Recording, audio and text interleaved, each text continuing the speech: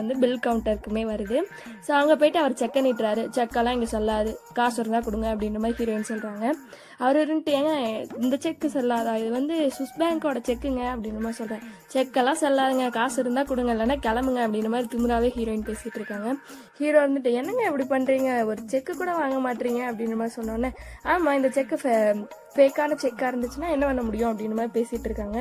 அப்போ தான் ஹீரோயினோட தாத்தா வராரு. தாத்தா வந்துட்டு என்ன சார் நீங்கள் என்ன இங்கே பண்ணுறீங்க அப்படின்ற மாதிரி கேட்குறாரு. ஹீரோ கேட்குறாரு, என்ன சார் உங்கள் கடையில் ஒரு செக்கு கூட வாங்க மாட்டுறாங்க அப்படின்ற மாதிரி கேட்குறாரு. தாத்தா ஏம்மா ஏன் செக்கு வாங்க மாட்டேற அப்படின்ற மாதிரி கேட்கும்போது, இவங்க செக்கெல்லாம் உண்மையாக இருக்காது தாத்தா, எல்லாம் ஃபேக்கு தாத்தா, இவங்களே ஒரு திட்டு பசங்க அப்படின்ற மாதிரி சொன்னோன்னே ஹீரோ டென்ஷன் ஆகுறாரு. தாத்தா வந்துட்டு என்னம்மா இப்படியெல்லாம் சொல்லிட்டு இருக்க, இவங்க யாருன்னு தெரியுமா, இவங்க எவ்வளோ பெரிய கோட்டீஸ்வரங்கன்னு தெரியுமா, அவங்கள போய் இப்படி பேசிக்கிட்டு இருக்க, இவங்களாம் நம்ம கடைக்கு வந்ததே புண்ணியமா அப்படின்ற மாதிரி சொல்லிட்டு இருக்காரு. ஸோ ஹீரோயினுமே அந்த செக்கை வாங்கிட்டு கிஃப்ட்டை பேக் பண்ணுறாங்க. ஸோ பேக் பண்ணிட்டு கேட்குறாங்க, யாருக்குங்க கிஃப்ட்டு, யார் பேர் போடணும் அப்படின்னு கேட்டோன்னே, உங்களுக்கு தாங்க கிஃப்ட்டு அப்படின்றாரு. எனக்கு எதுக்கு அப்படின்னோடனே, இல்லைங்க அவங்க பரதநாட்டியத்தை பார்த்தேன், ஸோ அதுதான் உங்களுக்கு தான் அப்படின்ற மாதிரி சொல்கிறாரு. ஹீரோயின் உடனே டென்ஷன் ஆகிறாரு.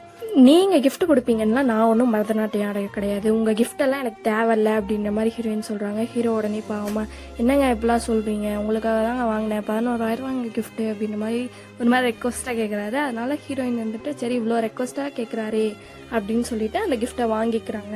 ஹீரோ அவர் வீட்டில் உட்காந்து சாப்பிட்டுட்டு இருக்காரு. ஸோ அப்போ பிஏ வந்துட்டு, சார் நீங்கள் வாங்கி கொடுத்த கிஃப்ட் அந்த பொண்ணு வச்சிருக்குன்னு நினைக்கிறீங்களா அப்படின்ற மாதிரி கேட்குறாரு. அதுக்கு அவர் வந்துட்டு, கண்டிப்பாக வச்சிருப்பாயா, என்னோட ஞாபகத்தமாக அதோட பெட்ரூமில் வச்சுருக்கோம் அப்படின்ற மாதிரி சொல்கிறாரு. அதுக்கு பிஏ இருந்துட்டு, கண்டிப்பாக வாய்ப்பில்லை சார், இன்னத்துக்கு அந்த பிள்ளை அதை விற்றுருக்கோம் அப்படின்ற மாதிரி சொல்கிறாரு. அதுக்கு ஹீரோ வந்துட்டு, ஏயா அப்படின்றாரு. ஆமாம் சார், அப்புறம் என்ன சார், அந்த பிள்ளை கண்டிப்பாக விற்றுருக்கும் சார், நீங்கள் வேணால் அவங்க வீட்டுக்கு போய் செக் பண்ணி பாருங்க அப்படின்ற மாதிரி சொல்கிறாரு. ஹீரோ வந்துட்டு ஒரு வேளை விற்றுருப்பாலோ அப்படின்ற மாதிரி யோசிக்கிறாரு.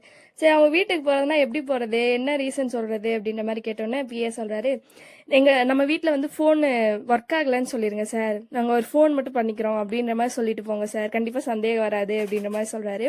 ஸோ ஹீரோவுமே வந்துட்டு இந்த ஐடியா நல்லா இருக்கு, நான் போய் செக் பண்ணிகிட்டே வந்துடவா அப்படின்ற மாதிரி வச்சுட்டு சரி போகலாம் அப்படின்னு சொல்லி முடிவெடுத்து அவங்க வீட்டுக்கே போயிடுறாரு. ஸோ ஹீரோவுமே ஹீரோயினை பார்க்க போகிறாரு. அப்போ பார்த்தா ஹீரோயின் வந்து ஹீரோ கொடுத்த கிஃப்ட்டை வரைக்கும் பார்த்துட்டு இருக்காங்க. ஸோ இதை பார்த்தோன்னே ஹீரோ புரிஞ்சுக்கிறாரு, ஓகே இந்த பொண்ணும் நம்ம லவ் பண்ணதாட்டிருக்கு அப்படின்ற மாதிரி.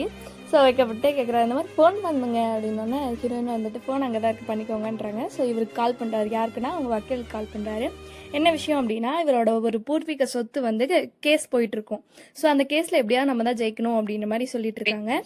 அடுத்து ஹீரோயின் அவங்க வீட்டில் காட்டுறாங்க. அவங்க நல்லா தூங்கிட்டு இருக்காங்க. ஸோ அவங்க தூங்கிட்டு இருக்கும்போது யாரோ ஒருத்தன் கோட் ஷூட்லாம் போட்டு வந்து நைட் டைமில் அவங்க வீட்டு கதவை தட்டுறாங்க. ஸோ நம்ம என்ன யோசிக்கிறோம், கொலகாரங்க இது வந்திருப்பானா அப்படின்ற மாதிரி யோசிச்சுட்ருக்கோம். ஸோ ஹீரோயினுமே கதவை வந்து திறக்கிறாங்க.